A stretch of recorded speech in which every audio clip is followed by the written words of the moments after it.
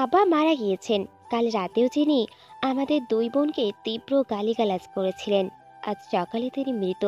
ভাইয়া জানতে পেরে ঢাকা থেকে রওনা দিয়েছেন, কিছুক্ষণের ভেতরে হয়তো পৌঁছে যাবেন। আবার মৃত্যুতে আমার তীব্র কষ্টে বুকটা ভেঙে আসার কথা, কিংবা চিৎকার করে কাঁদার কথা, কিন্তু আশ্চর্যজনকভাবে আমার তেমন কোনো অনুভূতি হচ্ছে না। আমার মতো লতার ভাইয়ারও কি একই অনুভূতি হচ্ছে? কেননা লতাও তো বেশ স্বাভাবিক। আর ভাইয়া, ভাইয়ের সাথে আবার কখনোই খুব বেশি সাক্ষাৎ ছিল না। আবার মৃত্যুর খবরে ভাইয়াও খুব একটা কষ্ট পেয়েছে বলে মনে হয় না। আমরা তিন ভাই বোন কি তবে আব্বাকে ভালোবাসতে পারিনি? ছি, কি বাজে কথা! বাবার মৃত্যুতে সন্তানেরা কিভাবে এমন ঠান্ডা থাকতে পারে, যেখানে আব্বার মৃত্যুর পর আজ আমরা পুরোপুরি এতিম হয়ে গেলাম।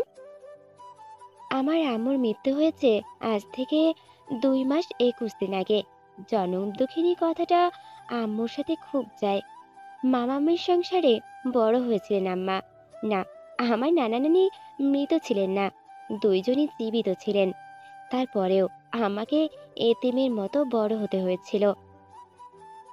আমার নানা কাউকে না জানিয়ে দ্বিতীয় বিয়ে করায় নানি রাগ করে বাবার বাড়িতে চলে এসেছিলেন, কিন্তু নানা ওনার কাছে ক্ষমা চেয়ে ফিরিয়ে নেওয়ার পরিবর্তে তালাক দেন। 2 বছর বাবার সংসারে থাকার পর নানির আবার বিয়ে হয়। নতুন সংসারে আম্মুকে নিয়ে যেতে পারেনি নানি। আম্মু তাই বড় হয়েছেন তার বড় মামা মামির সংসারে, বলা যায় অনেকটা বিনা বেতনে কাজের মেয়ের মতো। আম্মা আবার দ্বিতীয় স্ত্রী। বড় আম্মার মৃত্যুর পর আমাকে বিয়ে করেন আব্বা। আব্বা আমার বয়সের পার্থক্য প্রায় 20 বছর। মামার সংসারে এতিমের মতো বড় হওয়া মেয়ের বিয়ের জন্য বিনা খরচে এর চেয়ে ভালো পাত্র আর কাকে পাবে? তাও সবাই বলতো আমার ভাগ্য ভালো, সতীরের সংসার তো করতে হচ্ছে না। ভাইয়া বড় মার ছেলে। বড় মাকে আমরা দুই বোন দেখিনি। ভাইয়ার বয়স যখন 7 বছর, তখন বড় মা মারা যান। শুনেছিলাম 5 দিন জ্বরে ভুগে মারা গিয়েছিলেন বড় মা। হতেও পারে আমার মতো বড় মাও নিশ্চয়ই আবার কাছে শুধু অবহেলাই পেয়েছেন। আবার সবসময় বদরাকি মানুষ ছিলেন।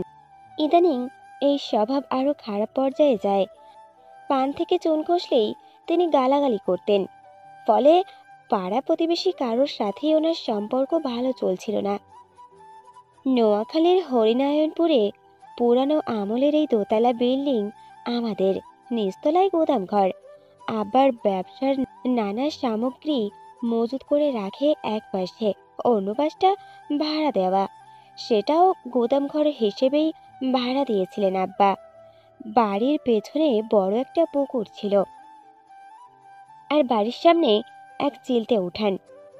পেছনে পুকুরটা আব্বা ভরাট করে ফেলেছিলেন প্রায় 1.5 বছর আগে। আব্বার ইচ্ছে ছিল পুকুরের জায়গায় ভরাট করে শেষে বড় করে নতুন বিল্ডিং ওঠাবেন, আর পুরনো বিল্ডিং ভেঙে সামনে দোকান করবেন, সেগুলো ভাড়া হবে। কিন্তু হঠাৎ করোনায় ভয়াল থাবার পর সব পরিকল্পনা এলোমেলো হয়ে যায়। ব্যবসা আর আগের মতো থাকে না, যার প্রভাব আবার মন মেজাজের উপর এসেছিল। ইদানিং তিনি কাউকে সহ্য করতে পারছিলেন না, সবার সাথে খারাপ ব্যবহার করতেন। আমার সারাক্ষণ আবার ভয়ে ততুষ্ট হয়ে থাকতেন, আর আমি তো নিজের দুঃখেই নীরব হয়ে গিয়েছিলাম। বিয়ের মাত্র 11 মাস যেতে না যেতেই বিধবা হয়ে বাবার বাড়ি ফিরে এসেছি। স্বামীর মৃত্যুর সাথে সাথেই শ্বশুর বাড়িও আমার জন্য পর হয়ে যায়। নাতি নাতনি নেই। কম বয়সী বিধবা ছেলের বউকে তারা রাখতে চান না। বড় যা ভয় পেতেন বড় যা ভয় পেতেন, ভাসুরের নজর যায় নাকি আমার ওপর। শাশুড়ি আম্মা চিন্তা করতেন দেবরকে নিয়ে। অপয়া বিধবা ভাইয়ের বউয়ের প্রতি দেবরের আকর্ষণ তৈরি হোক, এটা তিনি চাইতেন না। যতই নিজেকে আড়াল রেখে ওই বাড়িতে পড়ে থাকতে চাইতাম, লাভ হয়নি। আসলে আমি বাবার বাড়ি ফিরে আসতে চাইনি। জানতাম এখানে আমাকে সাদরে গ্রহণ করা হবে না, কিন্তু একরকম জোর করেই শ্বশুর শাশুড়ি আমাকে এখানে নিয়ে আসেন। কি কদর্য ছিল সেই দিন। আব্বার ব্যাপক চিৎকার চেঁচামেচি করলেন ওনার সাথে। বিয়ে দিয়েছেন, এখন আমি ওই বাড়ির বউ, ওনাদের দায়িত্ব। ওনারাও ঠিক করে এসেছেন আমাকে দিয়েই যাবেন। ছি, এক ফেলনা জিনিস যেন। এ বলছে তুমি রাখো, ও বলছে তুমি রাখো। বরাবরের মতো আম্মা নীরব দর্শক। একপাশে শুধু আঁচল চাপা দিয়ে কান্না করে গিয়েছেন। পাড়া প্রতিবেশীরা মজা দেখতে ভিড় করেছিল। শেষে 1 লাখ টাকা আর আমার বিয়ের গহনাগুলো ফেরত দিয়ে আমাকে রেখে যেতে পারেন শ্বশুর শাশুড়ি। হাঁপ ছেড়ে বাঁচলেন তারা। কম বয়সী বিধবা ছেলের বউ তারা রাখতে চান না। বিধবা মেয়ের বোঝা আবার নিতে চান না। তবুও অনিচ্ছা সত্ত্বেই আমাকে রাখতে অবশেষে বাধ্য হন। তবে আমি চোখের সামনে পড়লেই আবার খিটমিট করতেন। কথার আঘাতে এত চর্চিত হয়েছি যে মাঝে মাঝে মনে হতো আত্মহত্যা করি। আমার কান্না আমাকে একসময় আর স্পর্শ করতো না। নীরব থেকে সারা জীবন সন্তানের সাথে অন্যায় হতে দিয়েছেন বলে আম্মুর ওপর তীব্র অভিমান হতো। মা পাখিও তো ঝড়ঝাপটা থেকে বাচ্চাকে বুকে আগলে রেখে উদ্ধার করে, অথচ আম্মু মানুষ হয়েও কোনোদিনও ঢাল হয়ে দাঁড়াতে পারেনি। একসময় আমার সমব্যথী ছিলাম, বিড়ালের মতো পায়ে পায়ে ঘুরে বেড়াতাম।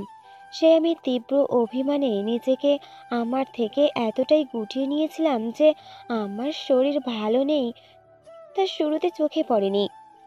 আম্মা ছোট বোন লতার হাতে বুকে সরিষার তেল রসুন পুড়ে মালিশ করতেন। খুব ব্যথা পেতেন বুকে। অভিমান আর ধরে রাখতে পারিনি। আব্বাকে অনুরোধ করেছিলাম ডাক্তার দেখাতে। ব্যবসা মন্দা, আমার বিধবা হয়ে শ্বশুরবাড়ি থেকে বিতাড়িত হওয়া আব্বাকে এতটা আচ্ছন্ন করে ফেলেছিল যে আমার বুকে ব্যথাটা একটা উটকো ঝামেলা ছিল তার জন্য। তবে আমার বেশি চালায়নি। দুম করে ঘুমের ভিতর হার্ট অ্যাটাক করে মারা যান।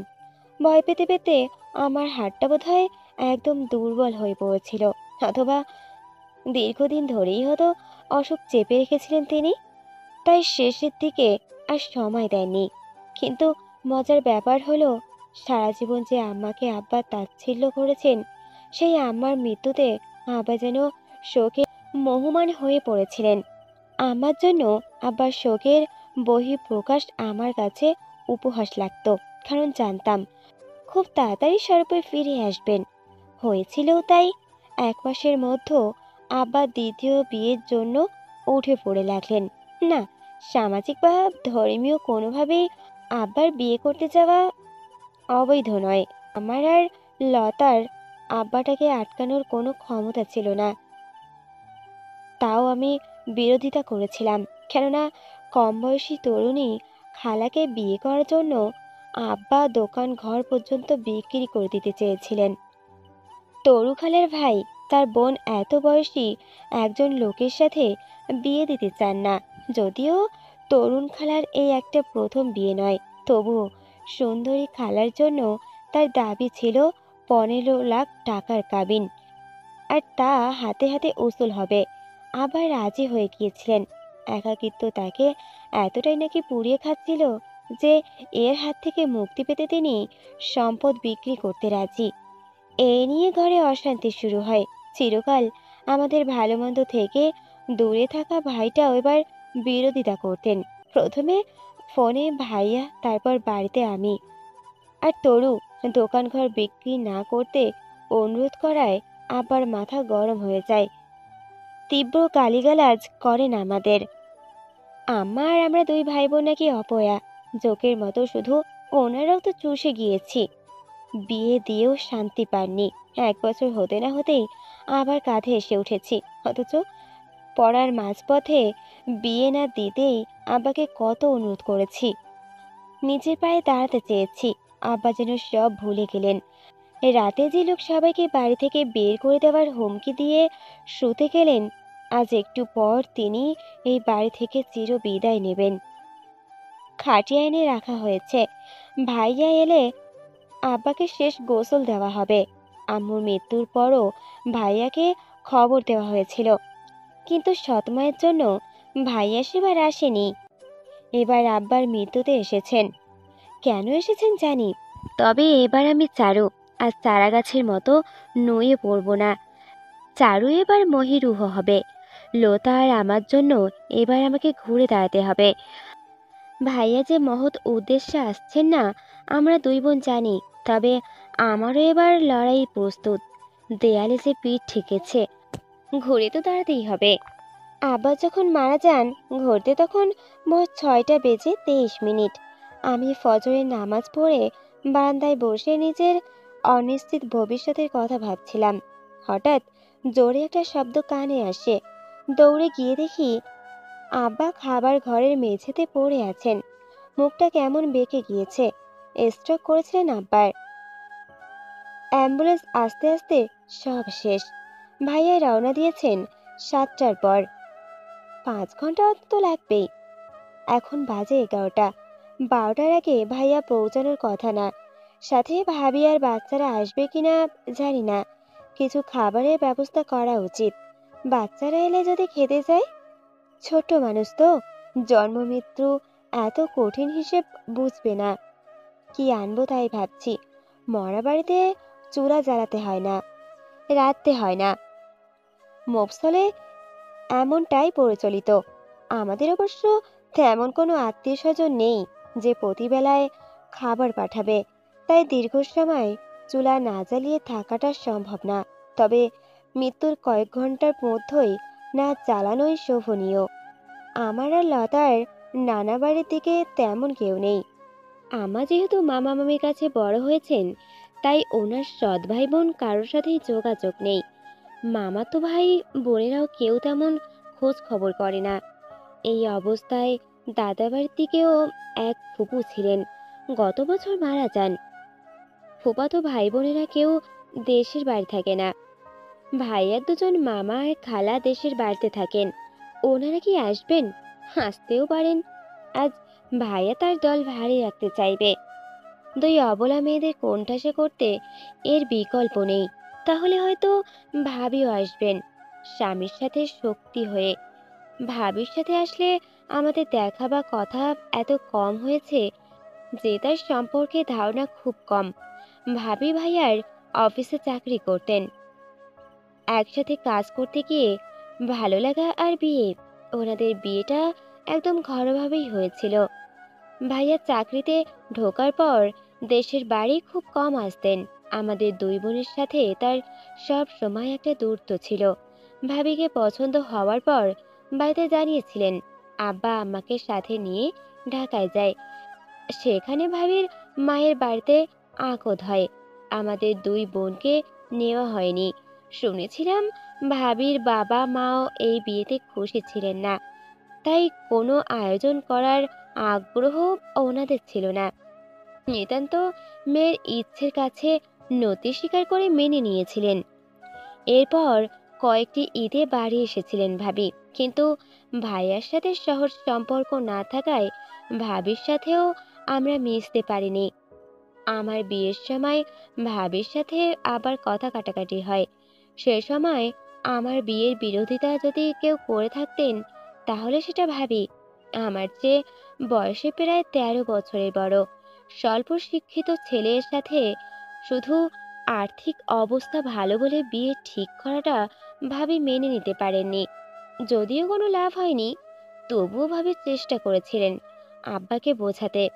এই জন্য একটা ধন্যবাদ দেওয়া খুব ইচ্ছে ছিল, কিন্তু পারিনি। আব্বার সাথে তর্ক করায় ভাইয়া খুব বিরক্ত হয়। আমার বিয়ে পর্যন্ত তারা থাকেনি। হলুদের আগের দিন ঢাকা ফিরে যায়। আমিও চলে যাই নতুন সংসারে। ভাইয়ার জমজ ছেলে হয়েছে, 2 বছর চলছে বাচ্চাদের। এই বয়সী বাচ্চারা নিশ্চয়ই চিকেন ফ্রাই, কেক এমন খাবার পছন্দ করে। আব্বার দোকানে ছেলেটিকে পাঠিয়েছি এলাকার সবচেয়ে ভালো বেকারি থেকে ভালো কেক আর বিস্কিট আনতে। চিকেন ফ্রাই পাওয়া যাবে না, আর কয়েকটা নুডলসের প্যাকেট আনতে বলেছি। আমার বড় জায়ের মেয়ে দেখতাম খুব নুডলস পছন্দ করত। নিশ্চয়ই অন্য বাচ্চাদেরও পছন্দ। ভাইয়া পড়ালেখায় ভালো ছিলেন।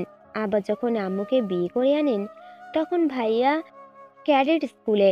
এরপর ছুটি ছাটায় বাড়ি আসলেও আম্মা থেকে দূরেই থাকতেন। হয়তো নিজের মায়ের জায়গায় অন্য মহিলাকে মেনে নিতে পারেননি তিনি। তবে প্রকাশ্যে কখনো ঝগড়া করতে দেখিনি। ভাইয়া বাড়িতে আসতেন 2-4 দিন নিজের মতো থেকে, বাকি সময়টা মামা বা খালার বাসায় কাটাতেন। আব্বা বা আম্মু কেউ ওনাকে ঘাটাঘাটি করতো না। আজ ভাইয়া এই বাড়িতে একমাত্র পুরুষ কর্তা হয়ে ফিরে এসেছেন। লতা কখন পেছনে এসে দাঁড়িয়েছে। বসার ঘরে অনেক মানুষ, পাড়া প্রতিবেশী, আবার পরিচিত লোকজন। মৃত ব্যক্তির উপর রাগ ধরে রাখতে হয় না, তাই সম্পর্ক ভালো হোক বা খারাপ, পরিচিত অনেকেই এসেছেন শেষ বিদায় দিতে। মারুফ ভাই আর সোহেল ভাই হারুন চাচার ছেলে। হারুন চাচার বাড়ি পেছনের গলিতে। চাচার মৃত্যুর পর সম্পত্তি ভাগাভাগি নিয়ে রীতিমতো মারামারি লেগে গিয়েছিল ভাই বোনেদের মধ্যে। মারুফ ভাই তো বাঁশ দিয়ে বাড়ি মেরে বনজামের মাথা ফাটিয়ে দিয়েছিলেন।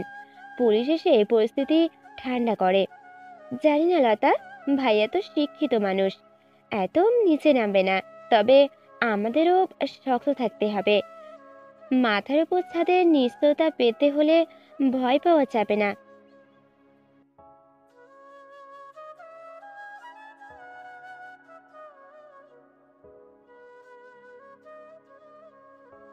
কত লাগতে পারে লতা? আমার কাছে জমানো 1000-5 আছে। কি আনবো? চা পরোটা?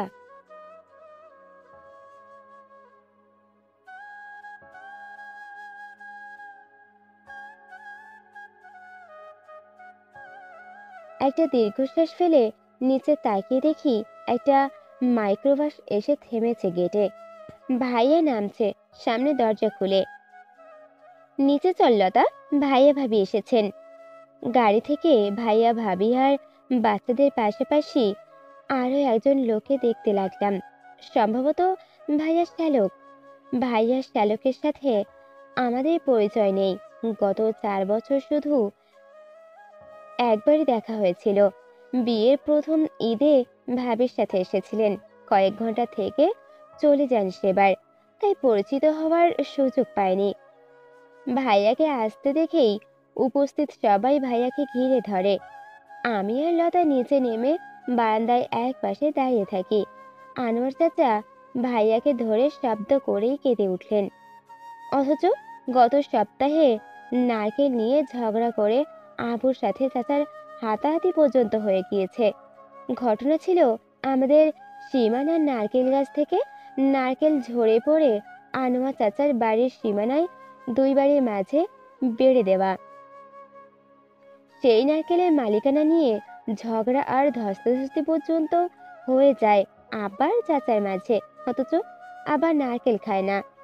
আর আনোয়ার চাচা নিজেই নারকেলের গাছে সংখ্যার 10-এর অধিক। যদিও আবার আনোয়ার চাচার সম্পর্ক অমূল্য ধরছিল, কিন্তু এই সময় চাচার এই কান্না কেন জানি বেমানান লাগলো না, বরং বড় বেশি স্বাভাবিক লাগছে। হয়তো প্রতিবেশী সুলভ নানা ঝগড়া ঝামেলার মাঝেও কোনো ভালো সময় স্মৃতি তাদের ছিল, বন্ধুত্ব ছিল। আমি মনে করার চেষ্টা করলাম আম্মার সাথে আবার প্রিয় স্মৃতি কোনটা, কিন্তু মনে আসছে না। সম্ভবত স্কুল থেকে বাড়ি ফেরার সময়টা। দোকান থেকে রোজ দুপুরে বাড়ি আসতেন আব্বা। খাওয়া দাওয়া করে একটা ভাত ঘুম দিয়ে বিকেলে আবার বেরোতেন। মফস্বলের দোকানগুলো এমনই, শহরের মতো সবসময় জমজমাট না, দুপুরে ফাঁকাই থাকে। দোকান থেকে বাড়ি ফেরার পথে আমাদের দুই বোনকে নিয়ে আসতেন। আব্বার দোকান মাইজিদ মসজিদ মার্কেটে। আমি আর লতা লেখাপড়া করেছি নোয়াখালী সরকারি গার্লস স্কুলে। স্কুলের বাইরে বখাটে ছেলেদের আড্ডা বসতো ছুটির সময়। বেশিরভাগ মেয়েরাই সব সময় চেষ্টা করতেন স্কুলে আসার। আব্বা রাগী মানুষ ছিলেন।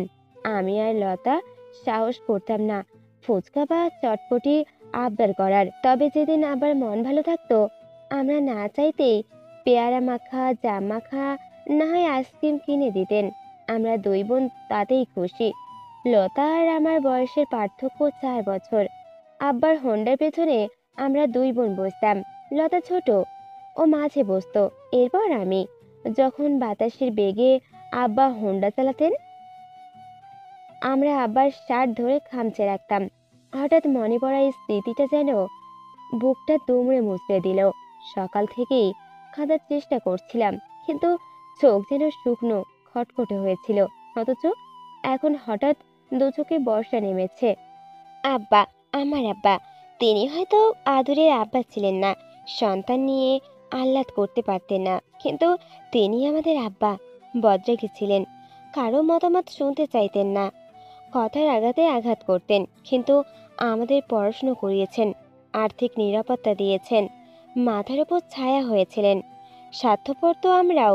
আজ সকালে তিনি চোখ বুজেছেন, আর দুপুর হওয়ার আগেই তার রেখে যাওয়ার সম্পত্তির ভাগ পাবো কিনা চিন্তা করছি। এই যে ভাইয়া, আজ মৃত্যুর পর 5 ঘন্টার মধ্যে হাজির হলো। সেই ছেলে গত 2 মাস 21 দিন কোথায় ছিল?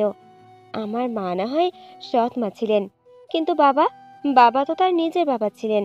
আমাদের থেকে পাওয়া অবহেলায় হয়তো বাবাকে এতটা একাকিত্বের মুখোমুখি করিয়েছিলেন যে তিনি তিনি মূল্য চুইয়ে হলেও বিয়ে করতে চেয়েছিলেন।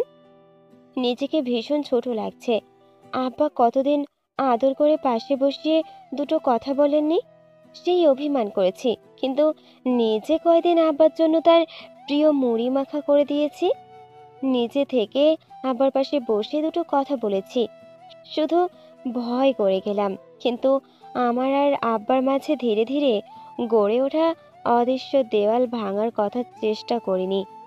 জানতাম বিকেলে আব্বা মুড়ি মাখা দিয়ে চা খান, কিন্তু আম্মুর মৃত্যুর পর একদিনও আমি বা লতা নিজ থেকে মুড়ি মাখাইনি। আব্বা রেগে নাস্তা চাইলে বিরক্ত হয়েছি। আব্বা ভালো বাবা যদি না হয়, আমরাও কি সুসন্তান ছিলাম? এই যে আমার মৃত্যুর জন্য আব্বাকে দায়ী করি, বলি আব্বা অবহেলা করেছেন, কিন্তু আমি বা লতা পাশ থেকেও কি কোনোদিনও বুঝতে চেয়েছি আমার ঠিক কতটা ব্যথা হচ্ছে? শুধু কি গ্যাসের সমস্যা, না অন্য কিছু?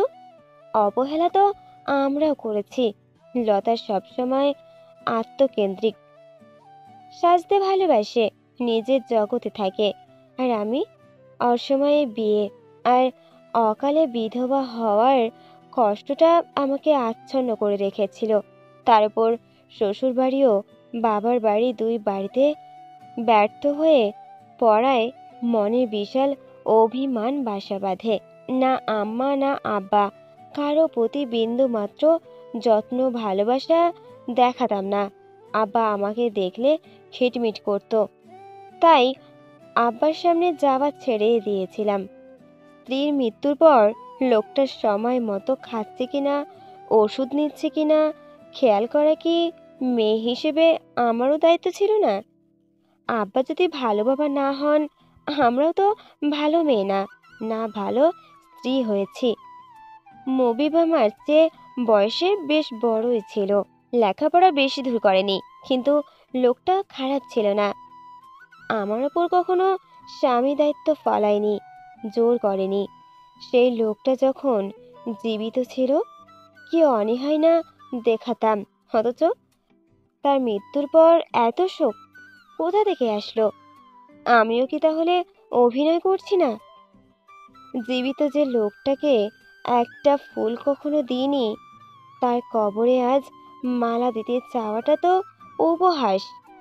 হঠাৎ একটা পর্দা চোখের সামনে উন্মোচন হয়ে গেল যেন। ভালো মেয়ে হইনি, ভালো স্ত্রী হইনি, তবে ভালো বোন তো হতে পারি। সম্পর্কের এই ঢিলে হয়ে আসা সুতোকে আমি পারবো শক্ত বাঁধনে বাঁধতে। ভাইয়ার সাথে শত্রুতায় যেতে চাই না, আবার নিজের অধিকারও ছেড়ে দেব না। ভালো বোন হওয়ার একটা চেষ্টা লতার জন্য হলেও করব। আনু চাচা, ভেতরে যাই চলেন, আব্বার কৌশল দেব। আনোয়ার চাচার সাথে আরো কয়েকজন বেশ কেঁদে উঠেছিলেন, কিন্তু ভাইয়ার নির্লিপ্ততায় সব একটু থমথমে হয়ে যায়। তা তো অবশ্যই বাবা, তোমার জন্যই অপেক্ষা করছিলাম, না হলে লাশ তাড়াতাড়ি দাফনের ব্যবস্থা করাই উত্তম। আনোয়ার চাচা নিজেকে সামলে নেন। বাদ জোহার আবার লাশ সম্মোহিত হবে বাড়ির পেছনে। মুরব্বীরা এটাই ঠিক করেছেন। আব্বার লাশ মসজিদের কবরস্থানে দাফন করব। ভাইয়ার কথা একটু চমকালেও অবাক হয়নি। কেন জানি মনে হচ্ছিল ভাইয়া বাড়িতে দাফন করতে দেবে না। কেন হিল্লোল বাবা, বাড়িতেই তো ভালো জায়গা তো আছে, তোমারও তো যখন তখন কবর জিয়ারত করতে পারবে। চাচা, সেটা তো মসজিদের কবরস্থানেও পারবো। বাড়িতে থাকে মেয়েরা, তারা তো আর কবর জিয়ারত করতে পারবে না। আমি ঢাকা থেকে আসবো যখন, তখন সেখানেই জিয়ারত করে নেব। আব্বার দাফন বাড়িতেই হবে ভাইয়া। তোমার অংশ না করলে আমার আর লতার অংশে করব। ভাইয়া যেন কেঁপে উঠলেন আমার কথায়। কাপুক, সারা জীবন কথা বলিনি, তাতে লাভ কিছুই হয়নি। এখন বলে যদি হয় তবে তাই হোক। ভাইয়া খুব দ্রুত নিজেকে সামলে নিল, বলল, তোর আর লতার অংশ মানে? বাবা মারা গেছেন 6 ঘন্টা হয়নি, এর মধ্যে আমার অংশ তোমার অংশ ভাগাভাগি? চমৎকার চারু।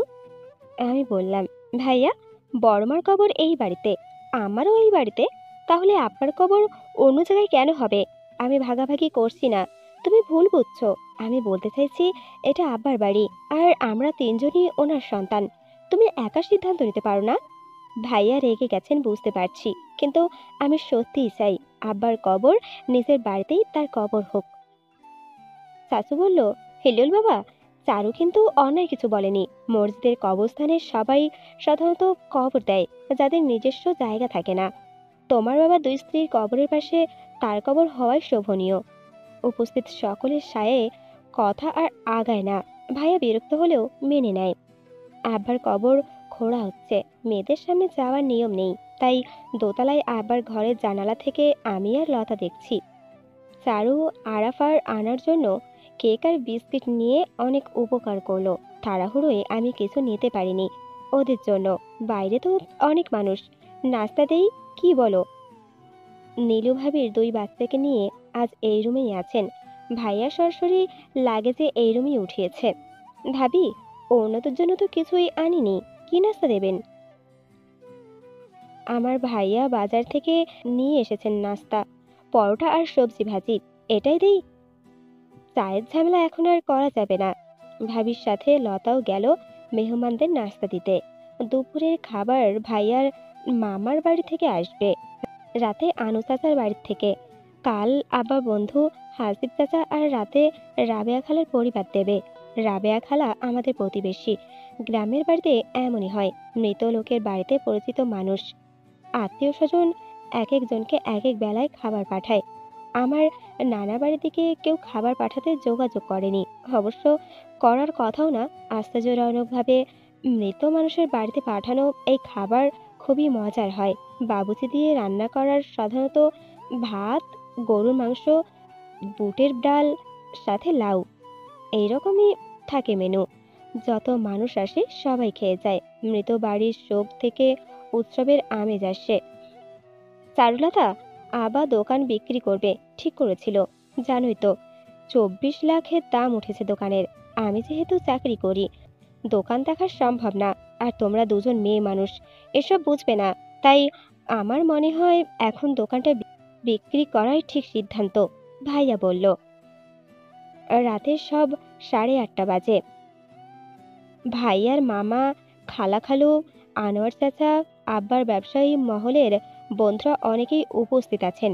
ভাইয়া থাকতে বলেছেন হয়তো, সবার সামনে কথা বলবেন বলে। ভাইয়া, তুমি তো দোকান বিক্রির বিরুদ্ধে ছিলে, তাহলে এখন করতে চাও কেন? ভাইয়া প্রস্তুতি নিয়ে বসলেন তার উত্তর গোছানোর। হ্যাঁ, কারণ শুরুর সময় থেকে হার্ডওয়ার্কের ব্যবসা ভালো যাচ্ছে না, মশফুলে আরও চলে না। আর আমি চাকরি করি, দোকান কে চালাবে? ভাড়াও হবে না বেশি টাকায়। তখন মানা করেছি, কারণ বাবা না হলে আরেকটা বিয়ে করে টাকা ওড়াতো। আরেকটা বিয়ে করাটার মধ্যেও কেমন ব্যঙ্গ! অথচ বাবা জীবিত থাকতে তার সামনে ভাইয়া খুব কমই মুখ খুলতে চেয়েছিল। ঠিক আছে, করো তাহলে। আমি এত সহজে হ্যাঁ বলবো ভাবিনি ভাইয়া, কিন্তু আসলেই আবার অনুপস্থিতিতে দোকান রাখার পক্ষে আমি আর লতা নেই। ক্যাশ টাকাই ভালো। তাছাড়া দোকান দেখার বা চালানোর কেউ নেই। ঠিক আছে, তোমার আর লতার জন্য 5 লাখ টাকা দেব। বাকি টাকা আমার। রেজিস্ট্রেশনের টাকা তোমাদের থেকে কাটবো না, ভাইয়া বলল। আমাদের 5 লাখ কেন হিসেবে ভাইয়া? ভাইয়ের 3 ভাগের 1 ভাগ বোন পায়, সে হিসেবে তুমি যা পাবে তার 3 ভাগের 1 ভাগ লতার আমি পাবো। তুমি 26 লাখ থেকে তুমি 26 লাখ থেকে 13 লাখ পেলে বাকি 13 লাখ অর্ধেক আমরা আর লতার। ভাইয়ার মামা খালা হৈ হৈ করে উঠলেন। এটা কি হিসেব হলো? আমরাও আবার মেয়ে, আবার বৈধ সন্তান। বৈধ না যে অবৈধ না যে লাছাম একে অবৈধ না যে লামছাম এটা দিলেই হলো। লতা রেগে উঠল, বলল। লতা রেগে লতা রেগে বলে উঠল। লতা চিরকাল ঠোঁটকাটা। আমি ঝগড়া চাই না, ওর হাত চেপে ধরলাম। কিন্তু বর্ষার ঘরে মানুষগুলো 2 ভাগে হয়ে গেল। ভাইয়া উচ্চ শিক্ষিত, বড় চাকরি করে, তাই শুরুতে গালাগালি গালাগালিতে গেল না। কিন্তু ভাইয়া স্পষ্ট স্বরে জানিয়ে দিল সে আব্বার প্রথম ঘরের সন্তান, একমাত্র উত্তরাধিকারী। বেশি বাড়াবাড়ি করলে আমাদের কিছুই দেবে না, বরং ঘাড় ধাক্কা দিয়ে রাস্তায় বের করে দেবে। বড়মার মতো আম্মাও বাবার স্ত্রী ছিলেন, ভাই বোনের সঠিক হিসেবেই আমরা পাবো। আপনি ধাক্কা দিয়ে বের করার ক্ষমতা রাখেন না। আমি আমি চুপ থাকলাম না। ভাইয়া আর খালা ফুঁসে উঠলেন, বলল, আমার বোনের সাথে তোমার মায়ের তুলনা কেমনে? ফকিন্নির ঘরের ঝি, না বাপের বাড়ি আছে না বাপ মা। 12 ভাতারি মাইয়া ছিলে তোমরা, তোমার লাগে আমার বোনের তুলনা? দুলাভাইয়ের মাথা খারাপ হয় বিয়ে করেছে, নইলে আমাগো বাড়ির কামের বেডি হওয়া যোগ্য ন তোমরা। পরিপাটির শাড়ি পরা মসজিদের সাজে বসে থাকা খালার মুখের ভাষা আমাদের 2 বোনের কান থেকে রক্ত বের করে দিচ্ছে যেন। না চাইতেও নিজেকে ঠান্ডা রাখতে পারিনি। জবাবে পাল্টা জবাবের বর্ষার ঘরে উত্তপ্ত। আমি দৃঢ়ভাবে যুক্তি দেওয়ার চেষ্টা করলেও লতা ধৈর্য কম। লতা ভাইয়ের খালার সাথে সমান সমান চিৎকার করেই যাচ্ছে। ভাইয়াও অবধতার মুখোশ খুলে ফেলেছে। আমাদের তিনি কোনো দিনও বোন বলে মানেন না। এতদিন নিশ্চয়ই আমার তলে তলে বহু টাকা পয়সা সরিয়েছে, আব্বাকে নিঃশেষ করে ব্যাংক ব্যালেন্স নিয়ে টাকা রেখে দিয়েছে। যা মনে আসছে তাই বলছে, অথচ তিনি নিজেই জানেন এটা সত্যি নয়। আবার সেই রকম স্বামী ছিলেনই না যে তার স্ত্রীর মাথায় কাঁঠাল ভেঙে খেতে পারবে। আমার হাতে হাত খরচের টাকা পর্যন্ত কোনোদিনও আলাদা করে দেয়নি আব্বা। কিন্তু ভাইয়ার অভিযোগ যে আমা তো টাকা ঠিকই নিয়েছিলেন এতদিন, বাকি যেটুকু আছে সেটা ভাইয়ের প্রাপ্য। সেই সম্পদও নাকি আমরা 2 ডাইনি এখন নিয়ে যেতে চাইছি। মফলেশ্বরে এক সাধারণ ব্যবসায়ীর কি এমন সম্পদ ছিল তা সবাই জানে, তাই এক পক্ষ দেখলাম সহমত পোষণ করলেন। ভাইয়ার মামা আর খালা যেভাবে গালিগালাজ করছে, মনে হলো সম্পত্তি ভাইয়ার না, ওদের হাতছাড়া হচ্ছে। অথচ ওনাদের 2 টাকার লোভ নেই।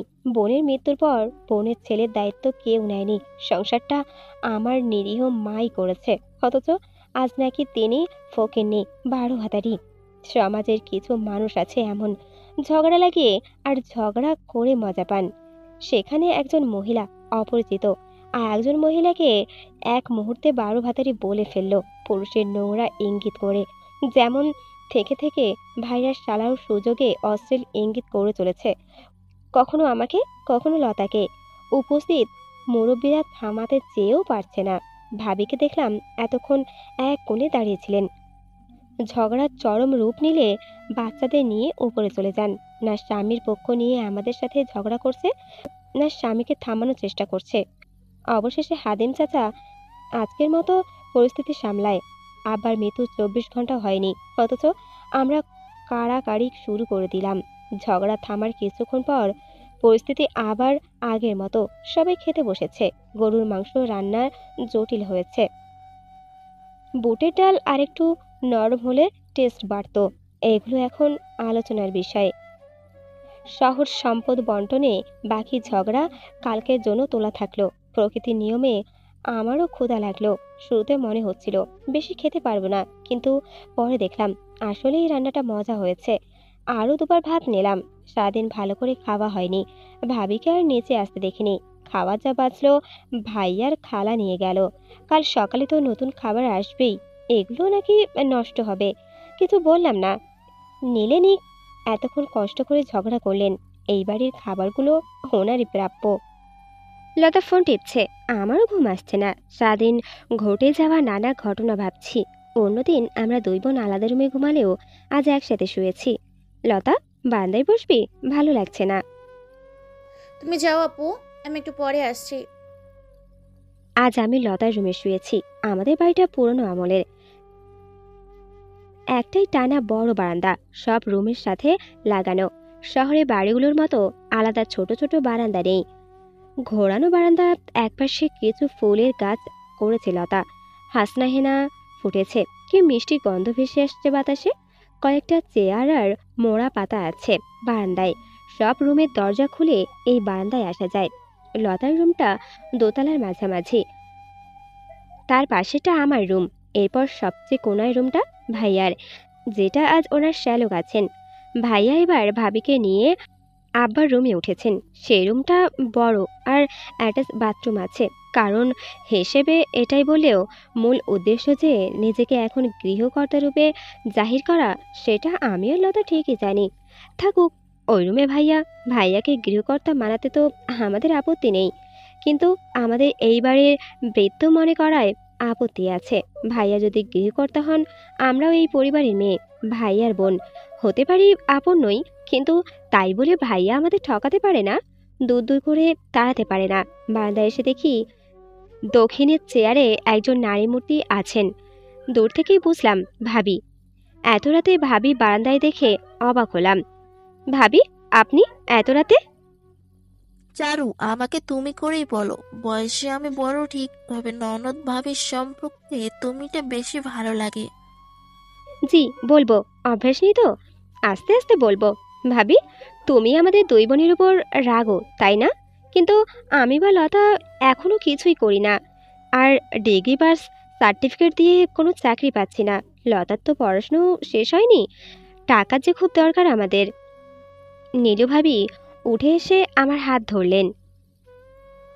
লতা, তোমার ভাইয়ের যতই তার বাবার উপর রাগ করবার ভান করুক, সে তার বাবারই সন্তান। একই রকম বদরাগী, কারো মতামতের তোয়াক্কা করে না।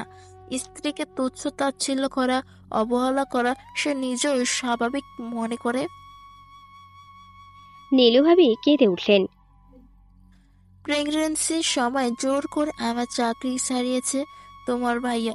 দু যমজ বাচ্চা নিয়ে আমি যেন আর্থিকভাবে ওর ওপর নির্ভরশীল থাকি, তাই চেয়েছে ও, এবং হয়েছেও তাই। ভালোবেসে বিয়ে করেছি, তাই কাউকে নালিশ করব, সাহায্য চাইব, সে মুখ নেই। ভাবি একটু চুপ করলেন, কিন্তু ওনার আরো কিছু বলার আছে বুঝতে পারছি। আমি তোমাদের কোনো সাহায্য করতে পারবো না চারু, তবে তোমাদের ওপর কোনো রাগ নেই, বিশ্বাস করো। হিলোলের মন এত ছোট বিয়ের আগে বুঝিনি। মাহারা ছেলে হিসেবে ওর উপর একটা মমতা কাজ করতো। সৎ মা সৎ বোনের গল্প এমন ভাবে করতো যে তোমাদের সাক্ষাৎ শয়তান মনে হতো আমার। তাই শুরুতে বিয়ের পর তোমাদের সাথে দূরত্ব বজায় রেখে চলতাম। ভাবির কথায় অবাক হয়ে শুনছি। শান্ত কিন্তু গম্ভীর ভাব নিয়ে থাকা ভাইয়ার চরিত্রের এই দিকটা আমার অজানা। হয়তো ভাইয়াকে কাছ থেকে খুব কম দেখেছি, তাই বুঝিনি। ভাইয়া সবসময় বাহিরে বাহিরে থেকেছেন, পড়াশুনো আর চাকরির জন্য। চারু, আমি আস্তে আস্তে বুঝেছি হিল্লোল মোটেও নরম মানুষ নয়, বরং বেশ জটিল। কিন্তু ততদিনে আমি প্রেগনেন্ট, বাচ্চার ক্ষতি হবে চাকরি করলে, এই অজুহাত হিল্লোল আমার চাকরি করা বন্ধ করলো। ও এখন আমাকে নিয়ন্ত্রণ করতে চায়। স্বামী স্ত্রী সম্পর্কে এইরূপ ছোটবেলা থেকে ওর মনে আঁকা হয়ে গিয়েছে। অবচেতন ভাবে হোক বা সচেতন ভাবে, হিল্লোলও একরোখা বদরাগী ডমিনেটিং হাজবেন্ড পরিণত হয়েছে। ভাবিকে সান্ত্বনা দেওয়ার মতো কোনো কথা আসলে খুঁজে পাইনি। আমি আমার ভালোবাসা হারিয়ে কাতর ছিলাম। ভাবিকে দেখলাম তার ভালোবাসার থেকে পাওয়া আঘাতে কাতর হতে। ভাবি রুমে চলে গেল। একা একা বসে আছি। রাত বোধহয় ১টারও বেশি। মুশফুল শহরের জন্য গভীর রাত। লতা এসে দাঁড়ালো বারান্দায়। আপু, আমি হৃদয় ভাইকে ফোন দিয়েছিলাম। ভাইয়া কাল নোয়াখালীতে আসবেন। পুলিশ ট্রেনিং সেন্টারে একটা কাজ নাকি আছে। বাড়িতে এসে আমাদের দেখে যাবেন। ভাইয়ার সাথে কথা বলবো? লতার কথায় আমি বেশ চমকালাম। হৃদয় ভাই আসবেন? কতদিন পর এই নামটা শুনলাম। লতা কখনো বলেনি ভাইয়ার সাথে ওর যোগাযোগ আছে। ভাইয়া এখন পুলিশের সাব ইন্সপেক্টর। শেষ দেখা হয়েছিল ৪ বছর আগে। অথচ আজও মনে হয় এই তো সেদিনের ঘটনা। আমরা একসাথে সাপ লুডো খেয়েছিলাম আর আম মাখা খাচ্ছিলাম। গাছের তলায় পাকা আম কুড়িয়েছি। ভাইয়া আমার ৩ বছরের বড় হলেও সম্পর্ক ছিল বন্ধুর মতো। হৃদয় ভাই আমার ফুফাতো ভাই। আমার পরে যদি আমার ২ বোন কারো কাছ থেকে আদর আহ্লাদ পেয়েছি, তবে সেটা ফুপুর কাছে। কিন্তু ছোট্ট একটা ঘটনায় সেই ফুপু আমাদের থেকে দূরে সরে যান। যদিও সেই ঘটনাটা ফলাফল বেশ জটিল ছিল আমার জীবনে। হৃদয় ভাই ফুপুর একমাত্র ছেলে। ৪ বোনের ১ ভাই। বেশ আদরেই বড় হয়েছেন ভাইয়া। দেখতে শুনতেও সুপুরুষ, লেখাপড়ায়ও ভালো। অষ্টাদশী আমার স্বপ্নের মানুষ ছিল হৃদয় ভাই। ফুপুর সাথে ভাইয়া যেদিন বাড়িতে আসতো, আমার বিকেলে প্রাইভেট পড়তে যাওয়া মাথায় উঠত। স্যার আজ পড়াবে না, স্যার দেশের বাড়িতে গিয়েছে, এরকম কত বাহানা। সেই বাহানার ক্রাইম পার্টনার হতো দোলা, আমার ক্লাসমেট, জানের বান্ধবী। দোলা রাবেয়া খালার মেয়ে, আমাদের প্রতিবেশী ওনারা। দোলাও তাই সারাদিন এই বাড়িতে থাকতো। আমি, দোলা, লতা আর হৃদয় ভাই বান্দার সাপ লুডো খেলতাম সারা বিকেল। ফুপু এসে ফাঁকে ফাঁকে বসতেন আমাদের সাথে। ধীরে ধীরে ভাইয়ার আসা যাওয়া বেড়ে যায়। একদিন দুপুরে ফুপুর আগমন হয় ঝড়ের মতো। ভাইয়ার বইয়ের ভেতরে প্রেমপত্র পেয়েছেন, সেটা নাকি আমার জন্য লিখেছেন ভাইয়া। ফুপুর সে কি রাগ! ভাতিজিকে তার একটুও সহ্য হচ্ছে না। ফুপুর একমাত্র ছেলে হৃদয় ভাই। ভাইয়া যখন বিয়ে দেবেন তখন নাকি সেরকম কোনো রাজকন্যার সাথেই দেবেন। রূপে গুণে অনন্য হবে সে মেয়ে। আমার মতো মেঘ কালো মেয়ে কি ওনার সুন্দর ছেলের সাথে মানায়? ফুপুর ছেলের মাথা খেয়েছি আমি। না হলে না আছে রূপ, না আছে গুণ। কি দেখে আমাকে পছন্দ করলো হৃদয় ভাই? ফুপুর বিদায়ের পর আবার সমস্ত রাগ এসে পড়লো আমার উপর।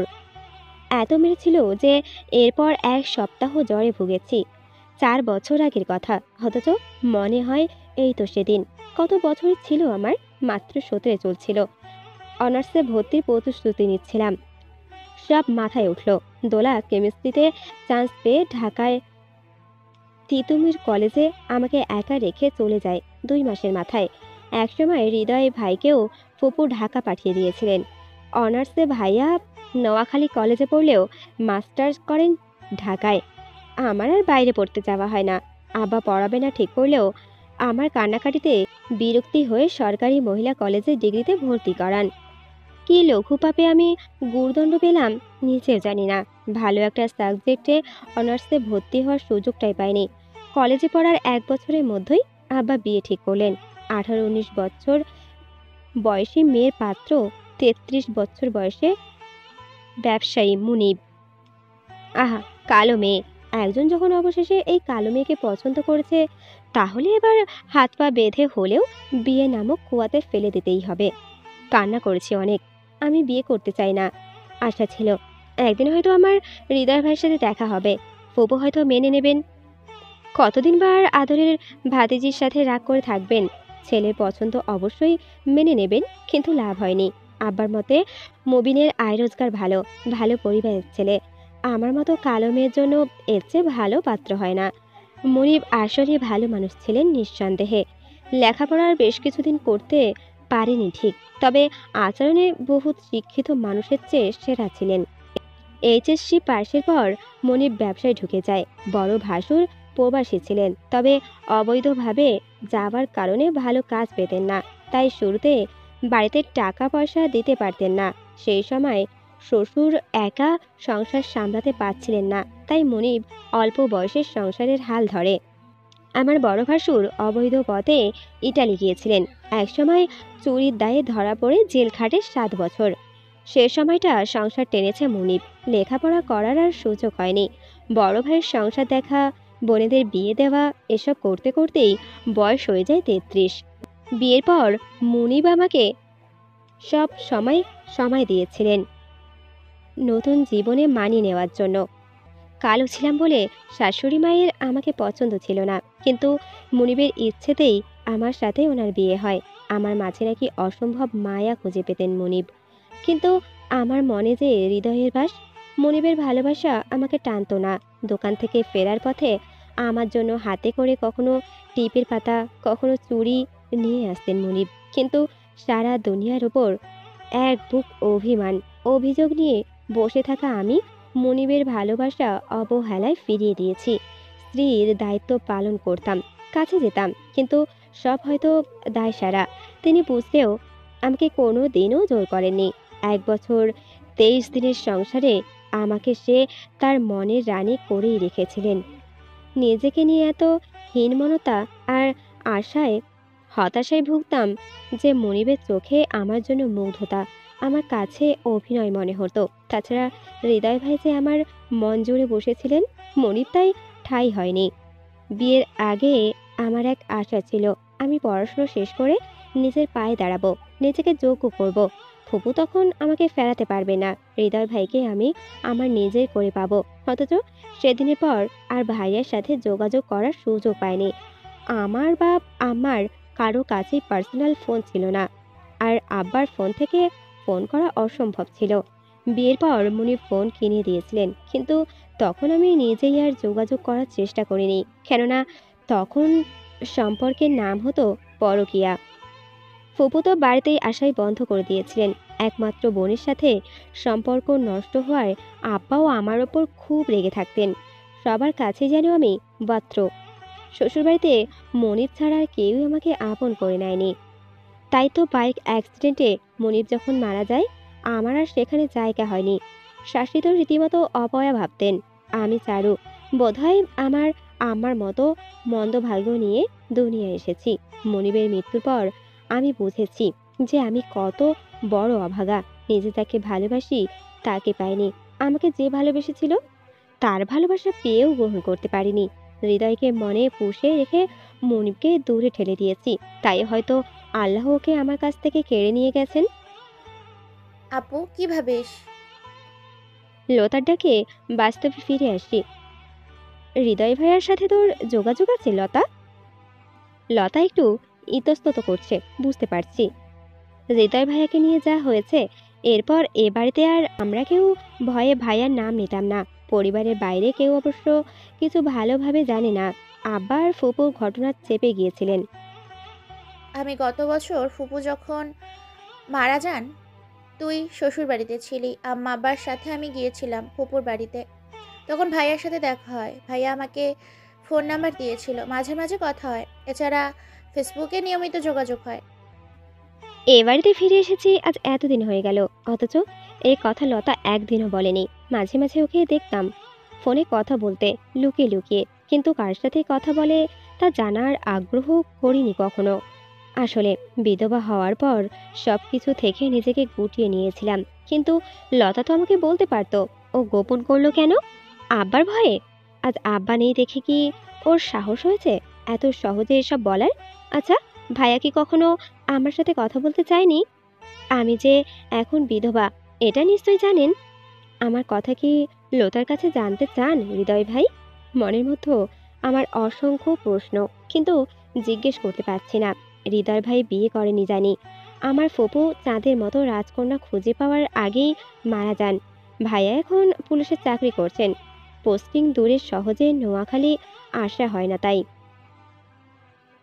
লতা, তোর ফোন কি আব্বা কিনে দিয়েছিল? হ্যাঁ আপু। আপু কেন? আমাকে তো দেয়নি, আর তোকে রীতিমতো স্মার্টফোন কিনে দিয়েছিল। বাহ! কি হয়েছে তোর? হঠাৎ ফোনের পিছনে লাগলি কেন? তোকে কেন দেয়নি তা তুই নিজেও জানিস। আমাকে নিয়ে যে ভয় ছিল না তাই দিয়েছে। লতা কেমন রেগে গেল। আমি লতার দিকে পূর্ণ দৃষ্টিতে তাকাই। লতা সুন্দরী, ছিপছাপ উজ্জ্বল তরুণী, কিন্তু আমি লতার মাঝে সেই অষ্টাদশী চারুকে খুঁজছি। লতার বয়সও এখন 18। আচ্ছা, চারু আর লতা কি তাহলে একই হৃদয়ে হৃদয় দিয়েছে? সকালে নাস্তার পর আবার সবাই বসবে ঠিক হয়েছে। ভাইয়া আজই একটা ফসলা করে ফেলতে চান, আর আমরাও। কিন্তু গতরাতে লতার মুখে হৃদয় ভাই আসবে শুনে আমার আর কোনো কিছুতেই মন নেই। রাতে লতার সাথে আর কথা বাড়ায়নি। দুই বোন চুপচাপ শুয়ে পড়েছি। সকালে দুজনেই স্বাভাবিক চলার চেষ্টা করছি। সবার খাবার যখন মোটামুটি শেষ, তখন ঘড়িতে প্রায় 9টা বাজে। এমন সময় বাইরে বাইক থামার শব্দ পেলাম, কিন্তু আমার নিজস্ব স্পন্দনও যেন বন্ধ হয়ে গেল যখন সেই পরিচিত কণ্ঠস্বর শুনলাম। এত বছর পর ভাইয়া হৃদয় ভাইয়াকে এখানে আশা করেনি। আমার আর হৃদয় ভাইয়ের ঘটনা ওর কানেও গিয়েছিল, যদিও ওই ঘটনার আগে যে হৃদয় ভাইয়ার সাথে ভাইয়ার খুব মাখামাখি ছিল তা কিন্তু না। ভাইয়া ফুপু বা হৃদয় ভাই কারোর সাথেই খুব একটা মিশতেন না। ফুপু আমাকে পছন্দ করে আবার সাথে বিয়ে দিয়েছিলেন। এই জিনিসটা সম্ভবত ভাইয়ার মনে দাগ কেটেছিল। হৃদয়, তুমি এখানে হঠাৎ? নোয়াখালী কবে আসলা? সাথে কে? হৃদয় ভাইয়ের সাথে জানি কাকে নিয়ে এসেছেন। আমি সরাসরি তাকাতে পারছি না। কেমন একটা লজ্জা আর ভয়ে মনকে গ্রাস করে রেখেছে। লতাকে দেখতে পাচ্ছি না অনেকক্ষণ হলো। ভাইয়া, ফুফার কবর জিয়ারত করতে আসলাম। আমার সাথে আসলাম ভাইকে নিয়ে এসেছি। আসলাম ভাই মাইজারি কোর্টে আছেন। আপনারা শুনলাম সম্পত্তি ভাগাভাগি নিয়ে সমস্যায় আছেন। আসলাম ভাই এই ব্যাপারে সাহায্য করতে পারবে। হৃদয় ভাই পরিমিত হেসে উত্তর দিলেন। আগের চেয়েও যেন আকর্ষণীয় ব্যক্তিতে পরিণত হয়েছেন তিনি। পুলিশের পেশাটা কি মানিয়েছে ভাইয়াকে। পুলিশ আর উকিলের উপস্থিতিতে ভাইয়ার মামা আর খালাকে একটু উসখুস করে উঠতে দেখলাম। খালা তো তক্ষুনি জরুরি কাজ পড়ে গেছে বলে চলে গেল, অথচ আজ সকাল 7টা না বাজতেই হাজির হয়েছিলেন আমাকে আর লতাকে সায়স্তা করার জন্য। একটু হাসি পেল। হৃদয় ভাই যেন এখন নায়ক রূপে আছেন। লতা নেমে আসছে সিঁড়ি বেয়ে। এত সকালে গোসল করেছে। মিষ্টি গোলাপি সালোয়ার কামিজে কি স্নিগ্ধ লাগছে লতাকে। লতা আমার মতো হয়েছে, খুব মায়াবী চেহারা, আর আমি হয়েছি আব্বার মতো। বাবার মতো চেহারা পেলে নাকি মেয়েরা ভাগ্যবতী হয়। তাহলে আমার এমন মন্দভাগ্য কেন হলো? এত বছর পর যখন মনের মানুষের দেখা পেলাম, তখন সামনে প্রতিদ্বন্দ্বী হয়ে নিজের ছোট বোন দাঁড়িয়ে আছে। হৃদয়, ফুফা পিপির মৃত্যুর পর তো আমরা তোমাদের জায়গায় জমি ভাগ করার ব্যাপারে সাহায্য করতে চাইনি। তাহলে তোমার এত দরকারের কি কারণ? তাহলে তোমার এত দরদের কি কারণ? পুরানো প্রীতি জেগে উঠেছে নাকি? ভাইয়া রীতিমতো রাগ, কিন্তু হৃদয় ভাই দেখলাম স্বাভাবিক। বললেন, কারণ আমার 4 বোনের সাথে কোনো অন্যায় হয়নি, তাই অন্য কারো সাহায্যে তাদের প্রয়োজন হয়নি। চারু আর লতা তোমার সৎ বোন হতে পারে, কিন্তু তোমরা 3জনই আমার আপন মামাতো ভাই বোন। বেশ কিছুক্ষণ বাগবিতণ্ডা চললেও শেষ পর্যন্ত উপস্থিত সবার পরামর্শে ভাইয়া ও উকিলের সাহায্য নিতে বাধ্য হন। পুলিশের লোক বলে হৃদয় ভাইয়ের অবস্থান আলাদা, আর হৃদয় ভাই আমাদের দুই বোনের ঢাল হয়েছে, এটাও সবাই বুঝতে পারছেন। শেষ পর্যন্ত সব কিছু এত সহজে সমাধান করতে পারবো তা আমি আর লতা কোনোদিনও ভাবিনি। কৃতজ্ঞতায় মন ভরে গেল যেন। বাড়ির পেছনে পুকুর ভরাট অংশ জায়গায় পরিমাণ 15 বিল্ডিংয়ের 3 গুণ। আগে সেখানে বড় পুকুর ছিল। আব্বা সেটাতে নতুন বিল্ডিং করবেন ভেবে ভরাট করেছিলেন। সিদ্ধান্ত হয় আমরা দুই বোন এই পুরানো বিল্ডিংটা পাবো। যেহেতু নতুন বাড়ি তোলার আমাদের পক্ষে এখন সম্ভব না, তার বিনিময়ে ভাইয়াকে বড় জায়গাটা ছেড়ে দেব। আমরা দুই বোন তাতে রাজি হই। দোকানের টাকা 3 ভাগের 1 ভাগ হিসেবে ভাগ হয়। আব্বা নিজের অ্যাকাউন্টে সামান্য টাকা ছিল, সব মিলিয়ে 1.5 লাখ, সেটাও ভাগাভাগি হয়। জমি জমা গ্রামে, তবে আমি আর লতা জমির দাবি ছেড়ে দিয়ে তার বিনিময়ে ভাইয়ার কাছ থেকে ক্যাশ টাকা পাবো ঠিক হয়। গ্রামের জমি দেখাশুনো করা বা দখলদারি হতে রক্ষা করা আমাদের জন্য কষ্টসাধ্য। দুপুরে হৃদয় ভাই এখানে খেয়েছেন, লতা নিচে ভাইয়াকে সার্ভ করেছে। আমি নিজেকে যেন একদম গুটিয়ে নিয়েছিলাম। লতাই যেন আজ এই বাড়ির কর্তৃস্থানীয়, আমি শুধুই দর্শক। ভাইয়া দেখলাম একটু ফোড়ন কাটলেন। হৃদয়ের কি প্রেমের কাঁটা ঘুরে গিয়েছে? ভাইয়া কি বোঝাচ্ছেন বুঝতে পারছি না, তবে আমার মনের মানুষ সবসময় একজনই ছিল। পরিষ্কার স্বরে বললেন হৃদয় ভাই। এই মুহূর্তের জন্য আমার পৃথিবী যেন থমকে গেল, সাথে মনে হলো লতারও। একটু আগে হাসি মাখা মুখটা মলিন হয়ে গেল যেন। বিকেলে দোতলার বারান্দায় বসে আছি, হৃদয় ভাইয়া বেরিয়ে যাবেন একটু পর। ঝড়ের মতো আসলেন, আবার চলেও যাচ্ছেন। আমাদের দুই বোনের জন্য যেন ত্রাতা হয়ে এসেছিলেন এই অল্প সময়ে। তবে চলে যাওয়ার পর হয়তো আমাদের দুজনকে মুখোমুখি দাঁড় করিয়ে যাবেন। চারু, যাচ্ছি আমি। বিদায় নিতে এসেছেন হৃদয় ভাই। 4 বছর পর প্রথম কথা, তাও বিদায়ে। কাঁদলে খুব খারাপ দেখাবে। প্রাণপণে চেষ্টা করছি না কাঁদার। একটা বিধবা মেয়ে স্বামী ছাড়া অন্য কারোর জন্য কাঁদলে কেমন বাজে হবে সেটা। চারু, আমার উপর খুব রাগ, তাই না? তোমার জীবনটা আমার জন্য কত এলোমেলো হলো। আম্মু এমন করবে আমি সত্যি ভাবিনি। মাপ চাওয়ার ভাষা নেই আমার। এত লজ্জিত ছিলাম যে সামনে আসার সাহস হয়নি। মন্ত্রমুগ্ধের মতো শুনছি আমি। সময় আমাকে বয়সের আগেই পরিণত করে দিয়েছে, কিন্তু মনটা যে এখনো নেচে বেড়ায়। চারু, আমি আর 3 দিন আছি নোয়াখালী। কাল আবার আসবো ইনশাআল্লাহ। সব সমাধান করে তবেই যাব। 4 বছর আগে তোমাকে বিপদের হাত থেকে বাঁচানোর মতো সাহস বা শক্তি ছিল না, কিন্তু আজ আছে। তোমার বা লতার কারোর ক্ষতি হবে না, ভরসা রাখো। কিছু বলার সুযোগ না দিয়েই চলে যায় হৃদয় ভাইয়া। ভাইয়া আর ভাবি আরো 2 দিন থাকবে। আব্বার জন্য মিলাদ পড়াবেন আর এতিম খাওয়ানো হবে। যেহেতু আমরা 2 বোন টাকা পেয়েছি, তাই মিলাদ আর এতিম খাওয়ানোর খরচ আমাদেরও শরীফ হতে হবে। কত খরচ হবে, কি আয়োজন হবে, তাই নিয়ে নিচে আলোচনা করছে।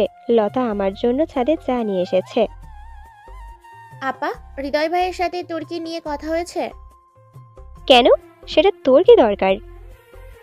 আপা, এত ঝামেলা হলো, অসম্মান হলো, তাও মন ভরেনি তোর? লজ্জা করে না? তুই তো বিধবা এখন। লতাকে আমার এখন বিষাক্ত লাগছে। মনে হচ্ছে ছাদ থেকে ধাক্কা দিয়ে ফেলে দেই।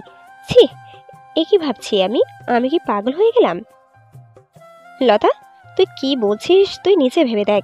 আর তোর এত গায়ে লাগছে কেন? হৃদয়ের ব্যবহারে তো আমি তোর জন্য আলাদা কোনো ফিলিংস দেখিনি।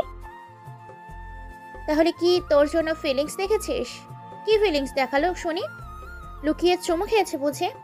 তোর তো 1 বছরের বিয়ের অভিজ্ঞতাও আছে। ছলাকালা ভালো জানার কথা। সর্বশক্তি দিয়ে চড় মারলাম লতার গালে। কাল পর্যন্ত ভালো বোন হতে চেয়েছিলাম, আর এখন মনে হচ্ছে ওর গলা টিপে ধরি। লতাকে থাপ্পড় মেরে আমি নিজেই নিজের কাছে ছোট হয়ে গেলাম। হ্যাঁ, খুব নোংরা ইঙ্গিত করেছে লতা, কিন্তু এই তীব্র মোহ আর আবেগের সময় তো আমিও পার করেছি। মনের ভেতর কি ভাঙা করার খেলা চলে এই 18-19 বছর বয়সে? তা তো আমার অজানা নয়। আমার তো উচিত ছিল লতাকে বুঝিয়ে বলা, নিজের মাথা ঠান্ডা রাখা, কিন্তু আমিও আবার মতো মাথা গরম করে শাস্তি দিয়ে ফেললাম। শাসনের মানে তো শুধু গায়ে হাত তোলা নয়, একথা আমি নিজেই বলতাম। আর আজ আজ যখন সময় আসলো আমার, আমিও তাই করলাম যা আব্বা করতেন। এত বড় একটা মেয়েকে চড় মারাটা অনুচিত। এখন লতার মান অপমান বোধ তীব্র। এই দুনিয়ায় আপন বলতে আমাদের 2 বোন আর কেউ নেই। এ সময় হৃদয় ভাইয়াকে নিয়ে আমাদের মধ্যে এই দ্বিধা আমাদের আরো একা করে দেবে। সন্ধ্যার পর থেকে লতাকে আর দেখিনি। নিজের রুমে দরজা বন্ধ করে আছে। ভয় লাগছে উল্টোপাল্টা কিছু করে ফেলবে কিনা। একবার মনে হচ্ছে গিয়ে ক্ষমা চাই থাপ্পড় মারার জন্য। আবার যখন লতার বলা নোংরা কথাগুলো মনে পড়ে, তখন অন্তটা জ্বলে ওঠে।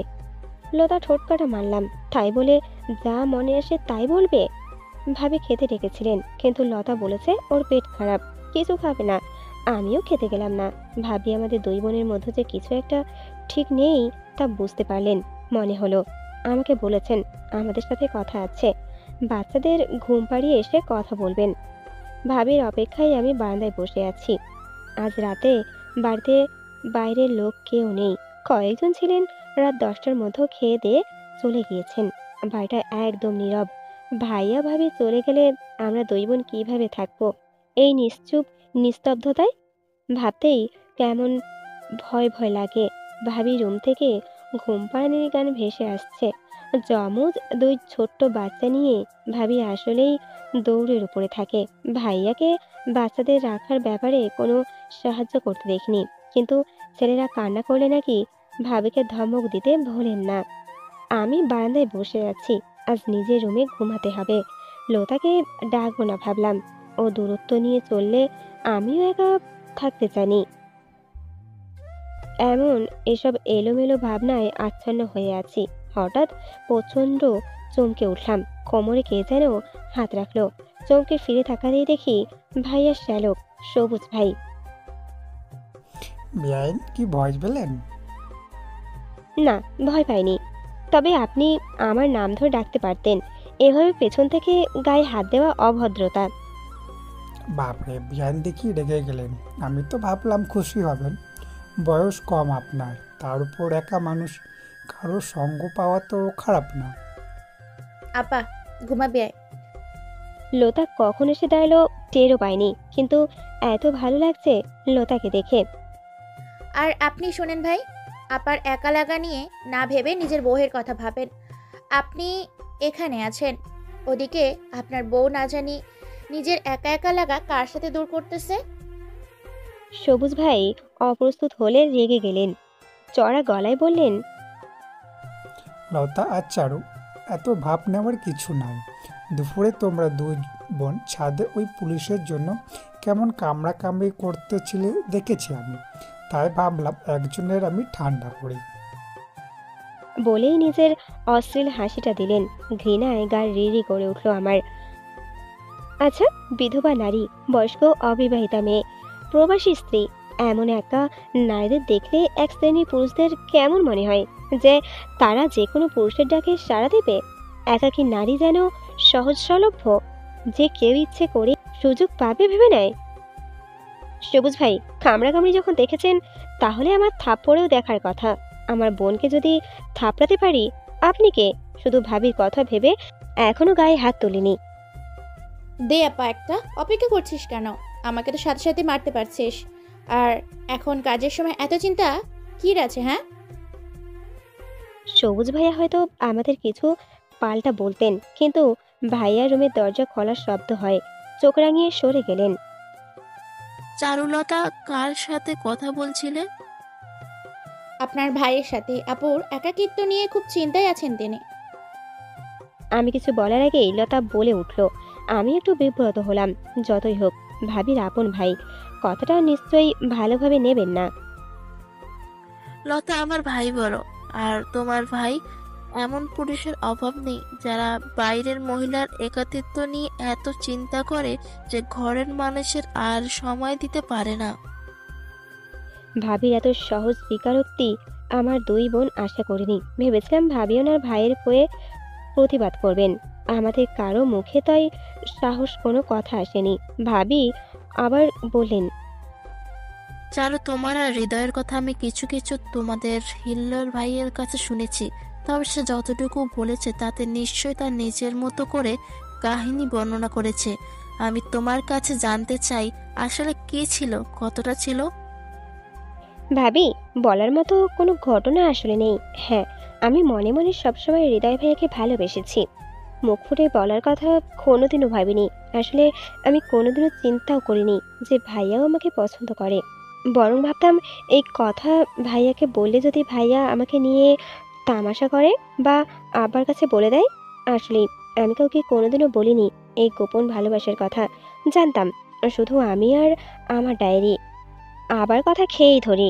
এরপর একদিন হঠাৎ ফুপু এলেন ঝড়ের মতো, হাতে একটা চিঠি। সেই চিঠি নাকি আমাকে লিখেছেন ভাইয়া। কি লেখা ছিল সেই চিঠিতে আমি জানি না, তবে ফুপু বলেছিলেন প্রেমপত্র। তার মানে হৃদয় তোমাকে কখনো সরাসরি কিছু বলেনি, কোনো ইশারা করেনি? কেননা একটা ছেলে যদি কোনো মেয়েকে পছন্দ করে তাহলে মুখে না বললেও তার আচরণ অনেক কিছু প্রকাশ পায়। কোন ইশারাটা ভালোবাসার আর কোনটা নোংরা এসব বোঝার তুমুল অনুভূতি মেয়েদের জন্মগত। হ্যাঁ, ভালোবাসার মানুষ চিনতে হয়তো ভুল হতে পারে, তবে প্রেমে পড়ার আগের অনুভূতিগুলো কিন্তু মিথ্যে না। ভাবি একটানে অনেকটা কথা বললেন, আমিও ভাবলায় পড়লাম। আসলেই তো, সেদিনে সেই চিঠি আগে কখনো এমন মনে হয়নি যে হৃদয় ভাই আমাকে পছন্দ করেন। তবে কি সেই চিঠি ষোড়শী সুন্দরী লতার জন্য ছিল, আর ফুপু আমাকে ভেবে ভুল করেছিলেন?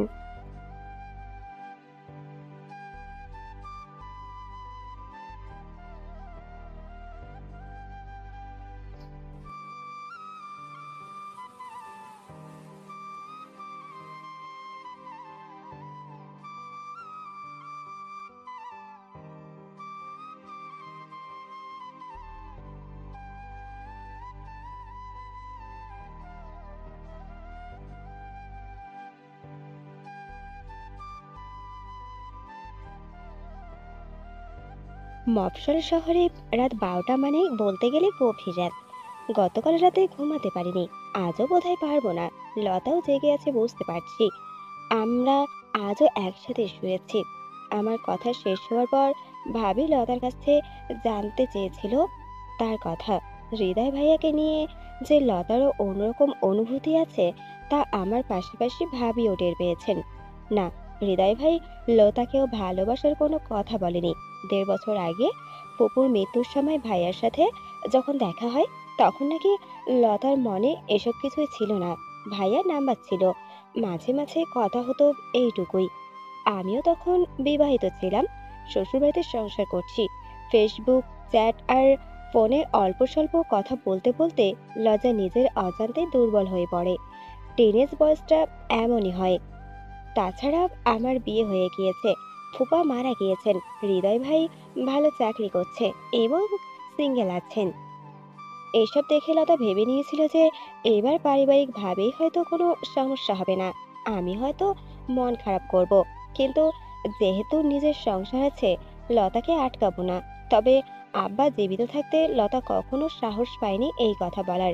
তাছাড়া ততদিনে আমিও বিধবা হয়ে বাবার বাড়ি ফিরে এসেছি। লতা ভয় পেয়ে গিয়েছিল, তাই হৃদয়ের জন্য মনের টান আর আকর্ষণ সবার কাছ থেকে লুকিয়ে গেছে। মেয়েটা বড্ড অবুঝ। অবশ্য এই বয়সে আমিও এমন ছিলাম, হয়তো এখনো আছি। না হলে যে সহজ জিনিসটা ভাবি এক মুহূর্তে ধরিয়ে দিলেন, সেটা 4 বছরেও আমি বুঝতে পারিনি। কেমন পোকার মতো ছোটবেলার অবুঝ ভালোবাসা বুকে লালন করে গিয়েছি। নিজের ভাগ্যকে দোষ দিয়েছি যে হয়তো আমার ছিল না, তাকে না পাওয়ার কষ্টে ক্ষত বিক্ষত হয়েছি। মনিব, হাই মনিব, স্বামীর ভালোবাসা থেকে ওকে আমি বঞ্চিত করেছি, তাই হয়তো অল্প বয়সে বিধবা হওয়া আমার নিয়তে ছিল। প্রকৃত ভালোবাসার মূল্য দিতে পারিনি বলে তা আমার হাতের মুঠোয় থেকে জলের মতো বেরিয়ে গেল, আমি ধরে রাখতে পারিনি। আপা, আমাকে মাফ করে দে প্লিজ। আমি তোকে খুব বাজে কথা বলেছি, প্লিজ আপা। হঠাৎ লতা এসে পেছন থেকে জড়িয়ে ধরলো। অবুঝ বোনটা আমার, ওর উপর রাগ করে থাকতে পারি না। আল্লাহ আমার মতো মন্দভাগ্য ওর না করুক। সত্যি সত্যি যদি হৃদয়ের মনে লতার জন্য কোনো অনুভূতি থাকে, আমি খুশি খুশি ওদের বিয়ের ব্যবস্থা করব। এখন তো আমি লতার অভিভাবক। উঠোনে প্যান্ডেল টাঙানো হয়েছে, মসজিদে মিলাদ পড়ানো শেষ। চমচম, সিঙ্গারা, নিমকি দিয়ে প্যাকেট করে নামাজের পর মুসল্লিদের দিয়েছেন ভাইয়া। আত্মীয় স্বজনেরা দুপুরে বাড়ি খাবে, বাবুজি রান্না করছে। কুলখানির খাবার যেমন হয়, মুরগির মাংস, গরুর মাংস, বুটের ডাল, চিকন চালের ভাত আর লাউ। হৃদয় ভাইয়ারা আমার বড় 2 ফুফাতো বোন এসেছে পরিবার নিয়ে। আব্বুর কুলখানি উপলক্ষে আবার ঢাকা থেকে আসছেন, রাতে আমাদের বাড়িতেই থাকবেন। ভাইয়া শ্যালক, সবুজ ভাইয়ার আমাদের 2 বোনের সাথে কোনো কথা বলার চেষ্টা করেনি। দুপুরে খাওয়া দাওয়া শেষে নাকি ঢাকা চলে যাবেন। সম্ভবত নীলু ভাবি কিছু বলেছেন তার ভাইয়াকে। ভাবি বলেছেন সুযোগ পেলে হৃদয় ভাইয়ের সাথে কথা বলবেন। ঢাকা ফেরার আগেই তিনি সঠিক বিষয়টা জানতে চান। ভাবির ওপর সত্যি বলতে আমরা কৃতজ্ঞ। আমাদের জন্য আর কেউ এতটা ভাবেনি, এমনকি ভাইয়াও না। সম্পদ বন্টনের শেষে ঢাকা ফিরে যেতে প্রস্তুত ভাইয়া। আমার আর লতার কথা মনে হয় না কিছু ভেবেছেন, কিন্তু ভাবি কিছু জিজ্ঞাসা করার আগেই আমরা সবাই সব জানতে পারি। এতদিন বয়ে বেড়ানো ভুল বোঝাবুঝি অবসান শেষে ঘটে, তবে বড় দেরিতে। দুপুরে খাবার শেষে সবাই বারান্দায় চেয়ার পেতে বসেছেন। আমার ফুফাতো বোন দিলু আপা কিছু বলতে চান। আপা হঠাৎ সবার সামনে আমার হাত চেপে ধরলেন। চারু, বোন আমার, তোর সাথে কত অন্যায় হলো। তখন আমরাও আমাকে না বুঝে তোর বিরুদ্ধে কথা লাগিয়েছি। কি করব, হৃদয় নিজে তোর নাম নিয়েছিল। আমার হাত পা ঘামছে, মনে হচ্ছে জ্ঞান হারাবো। হঠাৎ আমাকে শক্ত করে ধরলো একটা হাত। লতা, আমার বোন, আমাকে ধরে আছে কি শক্ত করে, আর কি ভালোবাসা নিয়ে। চারু, আমার বেঁচে থাকতে হৃদয় কখনো আর কথা তুলিনি। আমরাও এতদিন প্রকৃত সত্যটা তাই জানতে পারিনি। জানিসই তো, ওই দিনের পর আম্মা ওকে ঢাকা পাঠিয়ে দেয়। আমার কত ইচ্ছে ছিল নিজের পছন্দের ছেলের বউ আনার, কিন্তু তার আগেই আল্লাহ আমাকে নিয়ে গেলেন। আপা কেঁদে ফেললেন বলতে বলতে। চারু, এতদিন পর হৃদয় আমাকে সত্যিটা বলল। চিঠিটা তোর জন্য লিখিনি হৃদয়। লতার বাঁধন আস্তে আস্তে ঢিলে হয়ে গেল, আমার বুকের পাথরটাও যেন নেমে গেল। আপা বললেন, চিঠিটা রাবেয়া খালার মেয়ের দোলার জন্য লিখেছিল চারু। একটা বোম পড়লেও বোধহয় আমি এতটা অবাক হতাম না। কি বললেন আপা? দোলা? আমার জানের বান্ধবী দোলা? আমার প্রতিবেশী রাবেয়া খালার মেয়ে দোলা? তাহলে দোলায় ছিল হৃদয়ের মনের রানী? দোলার জন্যই যখন তখন বাড়ি আসতেন ভাইয়া? হায় বোকা মেয়ে আমরা, আমি আর লতা। আমার আর ভাবির চোখাচোখি হলো। লতা কাঠ হয়ে বসে আছে, হৃদয় ভাই মুখে তালা ঝুলিয়েছেন, মাটির দিকে তাকিয়ে বসে আছেন। আমার এতদিনের অন্ধ আবেগটা এক নিমেষে যেন ফু দিয়ে উড়ে গেল। জানিসই তো, রাবেয়া খালার স্বামী হামিদ চাচার সাথে আব্বার সম্পর্ক ভালো ছিল না। আম্মাও দেখতে পারতো না। তাই আম্মা যখন চিঠিটা কার জন্য লেখা জিজ্ঞেস করলেন, হৃদয় নাকি ভয় তোর নাম বলেছে। এই লোক আসলে চিরকাল কাপুরুষ ছিল, আজও তার হয়ে কথা বলতে আবাকে নিয়ে এসেছে। চারু, হৃদয় ভেবেছিল আম্মা তোকে এত আদর করে, তোর জন্য লেখা বললে কিচ্ছু মনে করবে না। কিন্তু যখন আম্মা এত রেগে গেলেন, হৃদয়ের আর সাহস হয়নি সত্যি বলার। ও ভেবেছিল আম্মা ঠান্ডা হলে পরে তোকে সত্যিটা জানাবে, কিন্তু আম্মা এতই হইচই করলেন যে আর কিছু জানানোর সুযোগই হয়নি। 4 বছরেও হৃদয় ভাইয়ের সাহস হয়নি সত্যি বলার। ভালোই। আর আমার ফুপুর সাহস হয়নি ভাইয়ের আদরের মেয়েটাকে ছেলের ভবিষ্যৎ বউ হিসেবে মেনে নেওয়া। কেননা মেয়েটা সুন্দর ছিল না। হৃদয়ের বলা একটা মিথ্যে 4টা বছর ধরে আমার জীবনটা এলোমেলো করে রেখেছে। আর আজ কি অবলীলায় ওরা বলছে সামান্য ভুল বোঝাবুঝি।